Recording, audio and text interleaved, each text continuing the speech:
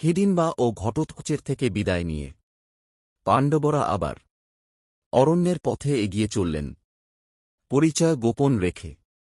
তারা ব্রাহ্মণের বেশে গ্রাম থেকে গ্রামে ঘুরতে লাগলেন, ভিক্ষা করে জীবন, তপস্যা ও সংগ্রাম, এই ছিল তাদের দৈনন্দিন পথ। একদিন গভীর অরণ্যের মাঝে তারা দেখলেন এক তপস্বী ঋষি ধ্যানে বসে আছেন।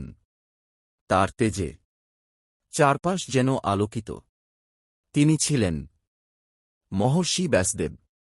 পাণ্ডবরা প্রণাম করতেই ব্যাসদেব চোখ খুলে বললেন, আমি তোমাদের চিনতে ভুল করিনি। তোমরা কুন্তিপুত্র পাণ্ডব। 5 ভাই বিস্মিত। তাদের বেঁচে থাকার কথা জগৎ জানে না। ব্যাসদেব শান্ত কণ্ঠে বললেন, লাক্ষাগৃহের আগুন তোমাদের শেষ করতে পারেনি, কারণ তোমাদের জন্ম এক মহান উদ্দেশ্যে। তিনি যুধিষ্ঠিরের দিকে তাকিয়ে বললেন, তুমি হবে ধর্মের স্তম্ভ। ভীমকে বললেন, তোমার শক্তি অধর্ম ধ্বংসে কাজে লাগবে। অর্জুনের দিকে তাকিয়ে বললেন, তুমি হবে যুদ্ধের নিয়তি নির্ধারক। নকুল ও সহদেবকে বললেন, তোমরা হবে জ্ঞান ও বুদ্ধির ধারক। কুন্তির দিকে ফিরে ব্যাসদেব বললেন, মাতা, তোমার সন্তানরাই ভবিষ্যতের মহাযুদ্ধের মূল কেন্দ্রবিন্দু। পাণ্ডবরা জানতে চাইলেন, আমরা কি আবার রাজ্যে ফিরতে পারব? ব্যাসদেব মৃদু হাসলেন, সময় আসবে, তার আগে তোমাদের আরও পরীক্ষা দিতে হবে। এই আশীর্বাদ দিয়ে ব্যাসদেব অদৃশ্য হয়ে গেলেন।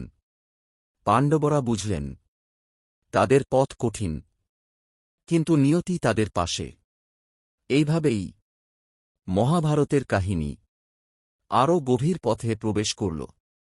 ব্যাসদেবের আশীর্বাদ নিয়ে পাণ্ডবরা অরণ্য ছেড়ে পাঞ্চাল রাজ্যের পথে যাত্রা করলেন। সারা দেশে তখন একটাই আলোচনা, পাঞ্চাল রাজা দ্রুপদের কন্যা দ্রৌপদীর স্বয়ংবর। শর্ত ছিল কঠিন, একটি ঘূর্ণায়মান যন্ত্রের ওপর রাখা মাছের চোখে নিচে জ্বলে তার প্রতিবিম্ব দেখে তীর ছুঁড়তে হবে।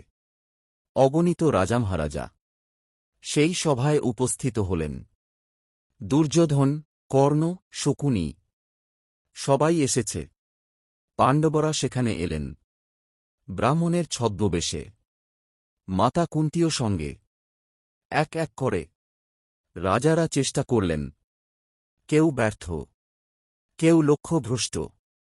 কর্ণ এগিয়ে এলেন তার দক্ষতায়।